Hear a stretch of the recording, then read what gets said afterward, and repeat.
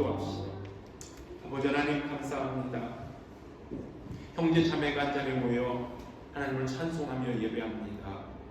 이제 결혼해서 공부하다가 잠시 휴학하고 가정에 돌아가 부모님과 가족들과 함께 지내며 또 앞으로의 진로를 위하여서 기도하고 준비하기 위하여 더럼을 떠나가는 우리 수진자매 저희들이 주의 이름으로 축복하며 환송합니다. 멀리 떨어져 있지만 어디에 있든지 주 안에서 기쁜 소식 안내하며 그의 가는 길에 하나님의 영광이 가득하며 주님의 도우심이 함께하기를 복 주시기를 간절히 바랍니다. 잠시 한국에 머물며 또 가족들과 지내고 그리고 또 병원에서 진료도 받고 돌아오게 될 수면 형제에게도 하나님 건강의 복으로 지혜로 그리고 곧 다시 그와 만나서 예배하며 또 학업에 열중할 수 있는 복 주시기 바랍니다.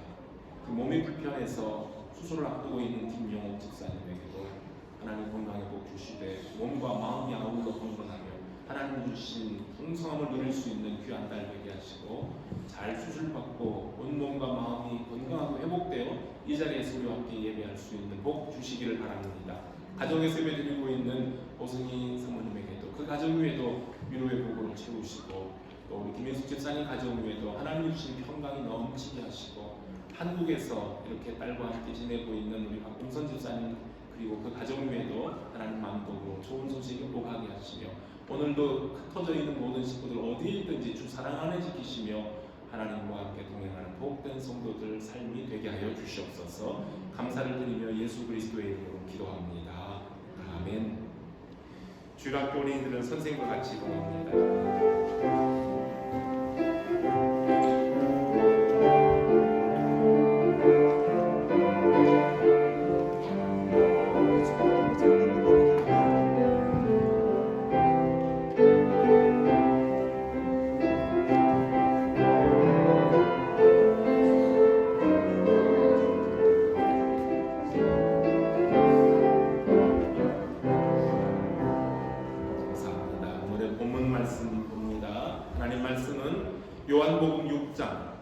요한복음 6장 1절로부터 13절에 있는 말씀입니다. 요한복음 6장에서 13절. 저 여러분들 한 절씩 교독하겠습니다. 그 후에 예수께서 디베랴의 갈릴리 바다 건너편으로 가시매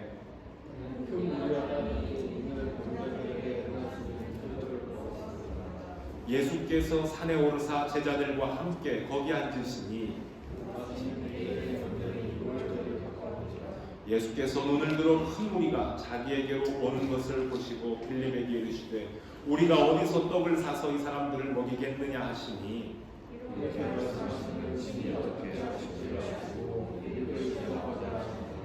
빌립이 대답하되 각 사람으로 조금씩 받게 할지라도 200데나리온의 떡이 부족하리이다.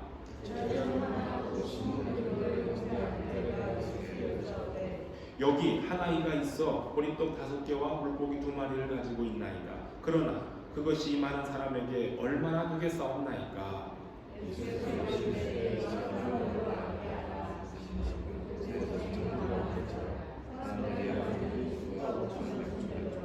예수께서 떡을 가져 축사하신 후에 앉아있는 자들에게 나누어 주시고 물고기도 그렇게 그들의 원대로 주시니라.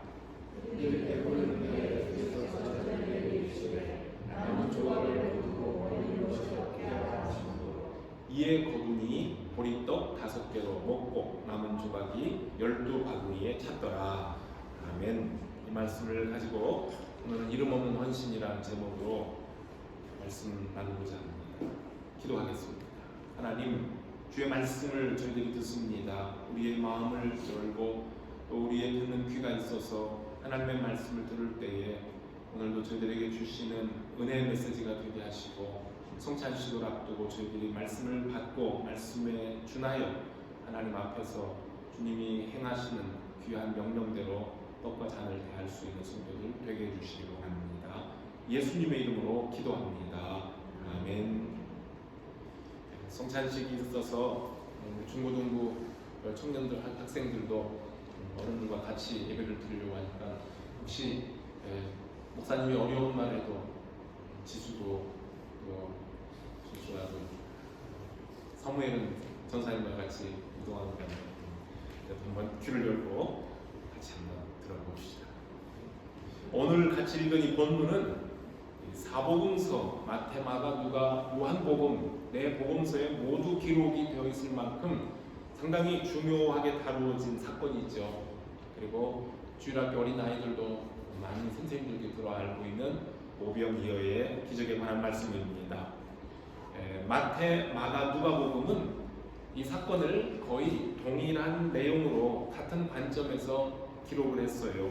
그랬는데 오늘 우리가 같이 읽은 요한복음은 다른 세 복음서보다는 조금 더 상세한 정보를 제공해 주면서 그리고 이 기사, 이 사건 다음에 굉장히 중요한 신학적인 해설을 추가해 주고 있습니다. 우리가 마태, 마가, 누가복음은 다 예수님의 가르침과 생애를 기록한 책이라고 해서 그리고 같은 관점에서 거의 비슷한 관점에서 이 책을 썼다 해서 우리 한국에서 우리말로는 같은 관점에서 보는 복음 해서 공관복음 그렇게 해요. 시노스틱 가스펠스라고 하죠. 공관복음이에요. 그래서 오늘은 이 공관복음 마태, 마가, 누가복음에 있는 복음서보다는 요한복음 조금 다른 관점에서 예수님의 생애와 가르침을 기록한 요한복음을 중점적으로 해서 이름 없는 한 어린아이의 헌신과 그 다음에 생명의 떡으로 우리에게 오신 예수님에 대한 말씀을 나눈 후에 성찬식을 진행하려고 합니다. 요한복음은 오병이어의 기적이 일어났던 그 시점이 6월절이 가까운 때라고 이렇게 지정을 해줬어요. 6월절이 가까운 때. 그러면 유대인들은, 이스라엘 사람들은 그 시기가 어느 시기인지 알아요. 대한민국 사람들에게 추석이 가까울 때 그러면은 그때는 곡식을 다 거두고 가을이구나 이렇게 머릿속에 부뜩 시기가 떠오르는 것처럼 유대인에게 6월절은 해방절기요 모든 이제 그 일들을 마무리하고 잠깐 쉬면서 모든 백성들이 성전 모여서 하나님 앞에 제사 드리는 그러한 시기가 되는 겁니다.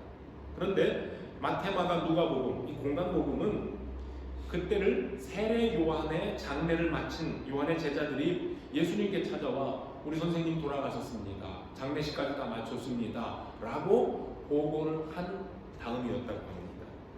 세례 요한이 헤롯 안디바에게 체포되었다가 끝내는 감옥에서 참수, 목이 잘려 죽었다는 소문이 온 유대에 퍼졌고 선지자 요한을 잃은 사람들은 이제는 목자 없는 어린 양들처럼 또 다른 선지자, 또 다른 목자, 즉 예수 그리스도를 향해 몰려오기 시작했습니다. 마가복음을 읽어보면요, 사람들이 얼마나 많이 예수님을 향해 찾아오고 있는지 예수님과 제자들은 음식 먹을 겨를이 없을 정도로 너무 분주하게 사람들을 맞이하기에 바빴습니다. 예수님께서는 제자들을 좀 쉬게 해주시려고 배를 타고 갈릴리 호수를 건너 한적한 곳으로 가서 제자들에게 좀 쉬어라 하려고 했습니다. 그런데 예수님의 일행이 배를 타고 이동하는 것을 본 사람들이 배를 타고 또는 각 동네에서부터 달려와서 예수님의 일행들보다 먼저 도착해서 넓은 빈 들판에서 기다리고 있습니다. 목자 없는 양과 같은 그들을 불쌍히 여기신 예수님은 또다시 쉴 틈도 없이 그 사람들을 맞이해서 천국의 복음을 가르치시게 됩니다. 오늘 읽은 요한복음은 오병이어의 기적이 6월절이 가까운 그 시기에 발생을 했으며 또 예수님이 사람들을 만나준 장소가 갈릴리 바다 건너편에 있는 산이라고 정확하게 표시를 해주고 있어요. 요한복음이 이렇게 다른 복음서와 달리 시기와 장소에 대해서 차별성을 둔 이유가 분명히 있을 것 같아요. 요한복음도 마태, 마가, 누가 즉 공관복음처럼 예수님의 생애를 다룬 책이기는 하지만 특별히 예수님의 하나님 되심, 즉 예수님의 신성, 신되심을 강조하고 있는 책이고요. 예수님이 가르쳐 주신 말씀이나 기적, 그 사건보다는 그 사건들, 그 표적들에 대한 신학적인 해설, 설명을 중점적으로 하고 있는 책이 요한복음이라고 보면 좋습니다. 오병이어 기적에 대하여 공관복음에서는 배고픈 사람들에게 먹을 것을 주시는 예수님의 목자 되심에 초점을 맞추고 있다면, 이 요한복음은 생명의 떡, 하늘의 양식으로 오신 예수님을 강조하고 있는 책입니다. 보리떡 5개와 물고기 2마리로 배불리 먹은 사람들은 예수님이 모세가 예고했던 바로 그 선지자일 것이다 라고 확신하고 예수님을 억지로 떠밀어 자기들의 왕으로 삼으려고 했습니다. 그런 분위기를 보신 예수님은 그 사람들을 떠나서 홀로 산으로 들어가 기도하시게 됩니다. 요한복음에서는 예수님이 사람들을 흩어 돌려보내시는 동안 제자들을 재촉해서 너희들도 빨리 배 타고 갈릴리 바다 건너로 가라 하고 보내신 이유를 밝혀주지 않고 있지만, 오늘 읽은 요한복음을 보면 예수님이 그렇게 서둘러서 제자들을 갈릴리 건너편으로 보내신 이유가 무엇인지 이해가 됩니다. 예수님을 억지로 왕 세우려고 하는 이 군중들의 분위기에 휩싸인 12제자들이 우쭐 해서, 야, 우리 선생님이 드디어 왕이 되나보다, 빨리 우리 선생님을 왕으로 모시고 우리들도 예수님 곁에서 힘 좀 쓰자, 뭐 그런 마음, 기대감이 부풀어 있지 않았겠어요. 예수님은 그런 제자들을 빨리 분리시킵니다. 군중들과 떼어서 먼저 배 타고 갈릴리 송편으로 보내셨던 겁니다. 갈릴리 바다가 보이는 산에서 기적의 떡을 먹은 사람들은 그 옛날 조상들이 건넜던 홍해와 율법을 받았던 시내산, 그리고 위대한 지도자 모세를 연상하게 됩니다. 그 3가지가 다 지금 여기 있는 거예요. 그들이 산에서 기적의 떡을 먹습니다. 말씀을 듣습니다. 그리고 갈릴리 바다가 있습니다. 그 다음에 거기에는 위대한 스승, 위대한 인도자 예수님이 지금 계시는 겁니다. 요한복음은 지금 이것을 특별히 강조합니다. 예수님이 왕이 되신다면 로마의 압제로부터 해방되는 정치적인 소망을 이룰 뿐만 아니라 빵의 문제도 저절로 해결될 수 있다고 생각했으니 유대인들은 예수 선생님께 기대를 걸 만도 합니다. 그러나 예수님은 그런 사람들을 떠나서 홀로 기도하러 산에 가셨고, 그리고 그 다음날 또다시 찾아온 사람들에게 나는 생명의 떡으로 이 세상에 왔다는 말씀을 하십니다. 이제 오늘 본문을 살펴봅니다. 예수님께서 많은 병자들을 치료하시는 신비한 기적, 표적을 본 사람들이 예수님이 가는 곳마다 구름대처럼 따라다닙니다. 그날 예수님은 산에 올라 제자들과 함께 앉으셨고, 많은 무리들이 예수님을 향해서 올라오는 것을 보고 제자 중에 한 사람 빌립에게 질문을 하십니다. 빌립이 어떻게 반응하는가 시험하십니다. 뭐라고 하셨을까요? 자, 우리가 어디에서 떡을 사다가 빵을 사다가 이 많은 사람들을 먹일 수 있을까? 라고 질문을 하십니다. 사람들의 숫자를 대략 가늠을 한 계산이 빠른 빌립이 뭐라고 했습니까? 선생님, 여기에 오는 사람들에게 각각 돈을 조금씩 받아서 떡을 사온다 하더라도 200데나리온이나 되는 돈으로도 부족할 것 같습니다. 라고 말씀합니다.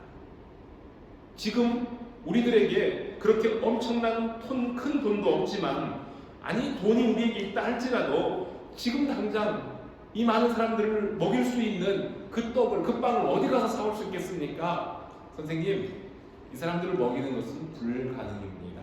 라고 대답하는 거예요. 만일 예수님께서 우리 더러마리교회 성도들에게도 같은 질문을 하셨다면 어떤 대답을 드릴 수 있을까요? 아마 우리도 빌립의 생각과 크게 다르지 않을 거다라는 생각이 들어요.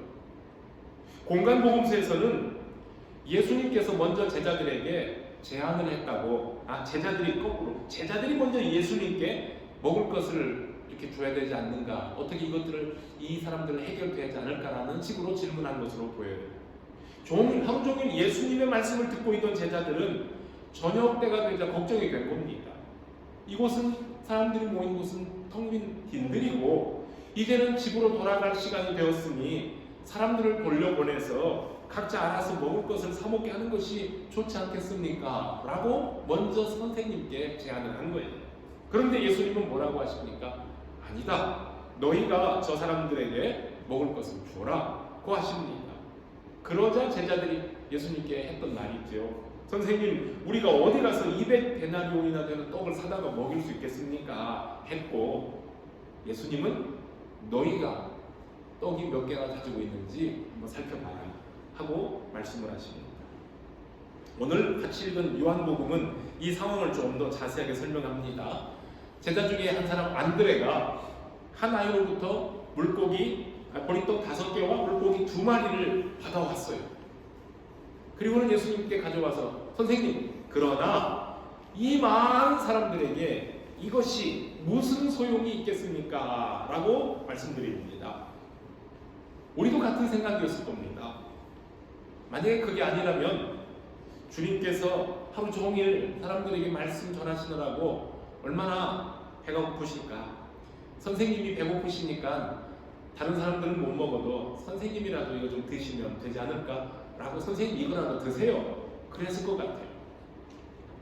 음식이 좀 어느 정도 준비되어 있으면 우선 그거라도 나누어 먹고 시장길 면하고 집에 가서 밥 먹으라고 돌아가라고 할 수 있겠지만 이거 작은 어린아이 도시락 하나로는 아무것도 할 수 없으니 선생님, 우리더러 이 사람 먹이라는 것은 절대 불가능합니다 라는 대답입니다. 그런데 예수님은 다른 말씀하지 않으시고 그렇다면 여기 있는 사람들을 50명씩 100명씩 그룹을 지어서 앉히라고 하십니다. 예수님이 그렇게 하시라고 하니 제자들은 일단 사람들을 그룹으로 나누어 앉게 했습니다. 그리고는 예수님께서 그 어린아이가 가져온 보리떡과 물고기를 손에 들고 하늘을 우러러 감사의 기도를 드리신 다음에 그것을 떼어 제자들에게 주며 이것을 사람들에게 나누라 하셨습니다. 오늘 말씀을 보면 거기에 있던 사람들이 원하는 대로 나누어 주시니, 여러분 이 말씀에 좀 집중을 하셔야 돼요. 사람들이 원하는 대로 나누어 주시니 모든 사람들이 먹고 배불렀으며 그 남은 조각을 모았더니 12바구니나 되었다고 그랬습니다. 여러분, 어린아이의 그 작은 음식이 예수님의 손에 들렸을 때에 모든 사람들이 원하는 만큼 배불리 먹었다는 겁니다.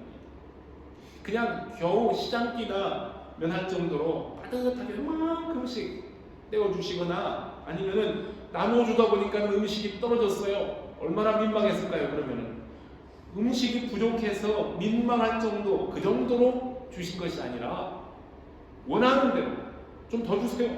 먹고 더 주세요. 더 주세요.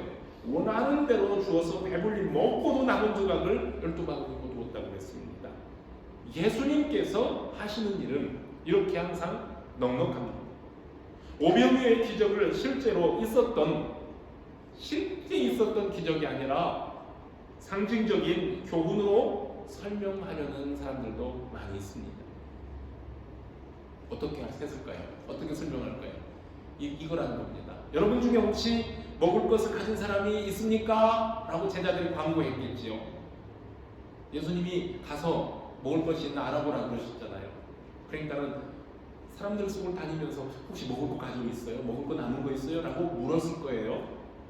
그러자 사람들 눈치만 보고 있던 이기적인 어른들이 자기 도시락을 예수님께 꺼내서 기꺼이 드리는 어린아이의 행동을 보고 아이고 부끄러워, 아이고 나도 쟤처럼 꺼내놓을걸, 드릴걸 그랬는데 어린아이가 도시락을 내놓으니까 어른들이 부끄러워서 그제서야 주섬주섬 자기 도시락 꺼내서 펼쳐놓고 같이 나누어 먹었다, 이렇게 설명하려는 사람들이 있어요. 아주 그럴듯하게 합리적인 해설이죠. 그렇죠? 네. 예수님이 사람들의 마음을 감동시켜서 먹을 것을 내놨다는 거예요. 성경에 나오는 초자연적인 기적은 모두 다 이건 신화다, 신화라고 간주해버리고 신화적인 내용은 다 제거한 다음에 이해하고 합리적이라고 생각할 수 있는 것만 성경으로 받아들이려고 하는 사람들이 오병이어의 기적도 그런 식으로 해석을 합니다. 그런데 궁금한 것은 그런 방식으로 성경에서 신비와 기적을 다 뽑아낸 다음에 성경을 읽으면 과연 어떤 식으로 하나님의 권능과 하나님의 은혜 능력을 믿는지 상당히 궁금합니다. 하지만 이 성경에 나타난 사람들의 반응을 보면 오병이어의 기적은 말 그대로 초자연적인 기적이었다는 것이 증명이 됩니다. 어떻게 증명이 될까요? 말씀 속에서 봅니다. 사람들이 그날 그 떡을 먹고 어떤 행동을 했어요? 당장에 예수님을 자기들의 왕으로 삼으려고 했습니다. 그리고 그 다음 날에도 많은 사람들이 예수님의 계신 곳으로 막 몰려온 것을 보면 그들이 예수님에게 기대한 것이 무엇이었던 것을 충분히 짐작할 수가 있습니다. 그리고 예수님께서 또다시 몰려온 그 사람들에게 너희가 나를 찾아온 것은 떡을 먹고 어제 준 떡을 먹고 배부른 까닭이다 라고 하신 말씀을 보면 벳세다 들녘에서 일어난 오병이어의 기적은 그날 거기 있던 모든 사람들을 깜짝 놀라게 했던 실제적인 사건이었음이 분명합니다. 자기 먹을 도시락 싸들고 다니는 사람들이 뭐가 아쉽다고 광야로 나가서 광야의 선지자를 임금으로 삼으려고 했겠습니까? 날마다 그 선지자만 따라다니면 언제 씨 뿌리고 언제 추수하고 먹을 양식 마련할 수 있겠습니까? 그런데 기적적인 방식으로 많은 사람들을 배불리 먹이는 이 사람이 우리의 왕이 되어주기만 한다면 우리는 앞으로 일하지 않아도 광야에서 만나를 먹었던 옛날 우리 조상들처럼 우리도 날마다 기적의 떡을 먹을 수 있다는 기대감이 생겨서 만사 제쳐두고 광야에 있는 예수 선생을 찾아서 그 다음 날도 또 나온 것 아니겠습니까? 저분에게 가면 먹을 거 나온다는 겁니다. 이렇게 기대감에 부풀어 있는 사람들에게 예수님은 오병이어 기적에 담긴 참뜻을 오늘 해설해 줍니다. 전날 저녁에 보여주신 오병이어의 기적은 예수님께서 창조주 하나님으로서의 능력을 보여주신 것이고요. 더 나아가서는 육신의 떡을 나누어 주신 그분이 곧 생명의 떡으로 이 땅에 오셨음을 알려주기 위해서 미리 보여주신 표적입니다. 예수님은 자신을 가리켜 나는 하늘에서 내려온 살아있는 떡이니 이 떡을 먹는 사람은 영생하리라. 내가 줄 떡은 곧 세상의 생명을 위한 내 살이니라, 내 몸이니라 이렇게 말씀하셔요. 이 말 들은 사람들이 웅성웅성하며 자기들끼리 의견이 충돌이 됩니다. 아니 사람이 어떻게 자기 살을 우리에게 주어서 먹게 할 수 있느냐? 이런 말을 누가 받아들일 수 있겠느냐? 야, 참 저 양반 오늘 하는 말씀 이해하기 참 어렵다 하고는 많은 사람들이 고개를 설레설레 흔들고 다 떠나가 버렸습니다. 예수님께서 주신 기적의 떡과 물고기를 분명히 어제 눈으로 보았고 손으로 만져보았으며 자기들의 입으로 먹어보았음에도 불구하고 내가 곧 생명의 양식이니 나를 먹는 자는 나로 인하여 살리라 하신 말씀에는 말도 안 되는 소리 하고 있네 하고는 모두 다 물러나 버렸습니다. 오늘날 또 경제와 국민의 자주권을 지켜줄 거라 여겨지는 좀 힘이 있어 보이는 정치인들의 공약에는 귀가 솔깃해서 응원의 박수를 보내주고 많은 관심을 보이지만 영원한 생명을 주신다는 예수님의 말씀을 들으면 이해가 안 된다 또는 말도 안 되는 소리를 한다, 저 말은 현실성이 없어, 그리고는 슬금슬금 물러가는 사람들이 많습니다. 여러분, 여기에서 예수님의 참된 제자와 그렇지 않은 사람들로 구분되기 시작합니다.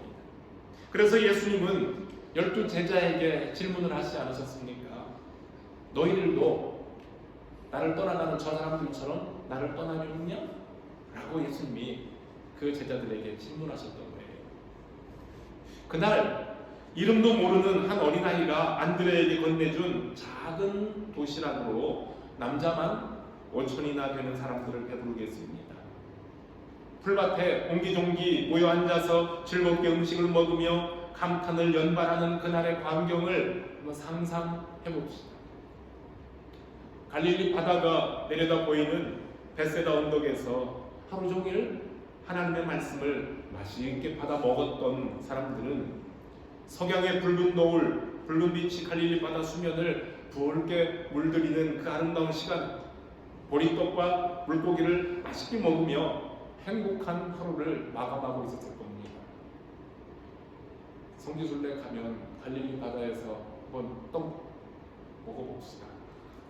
몇 년 전에, 10년 전에 갈릴리 바다에서 식당에서 베드로 고기를 또 이렇게 먹어본 적이 있어요. 그 고기가 그 고기인지는 모르겠는데요. 근데 성지순례 가서 먹는 베드로 고기는 커요. 거기 잡는 민물고기인데 상당히 커요. 가시가 거친 건데요. 그런데 이따 설명하지만 어린아이 도시락의 민물고기는 그런 큰 고기는 아니었다는 거예요. 어쨌든 작은 고기.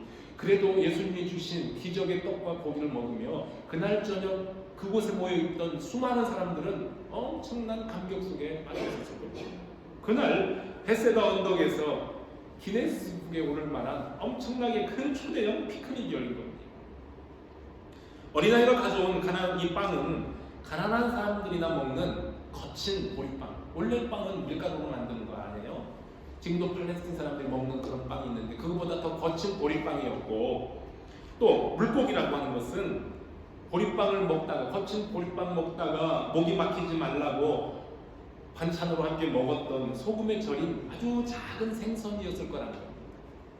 시장의 만찬이라고 밥배가 되어서 시장하던 차에 얻어먹은 보리떡과 물고기는 꿀맛이었고, 또 모든 사람들이 함께 모여서 나누어 먹는 그 맛은 배나 더했습니다. 무엇보다도 신나는 일은 상상하지도 못했던 놀라운 기적을 목격했기에 거기 모인 사람들의 입도 즐겁고 마음도 즐거웠습니다. 엄마가 싸주신 한 어린아이의 소박한 도시락이 거기 모인 모든 사람들에게 이런 기쁨을 나누어 줬습니다. 이름도 모르는 어린아이의 헌신 드림이 하나님의 영광을 드러내는 통로가 되었습니다.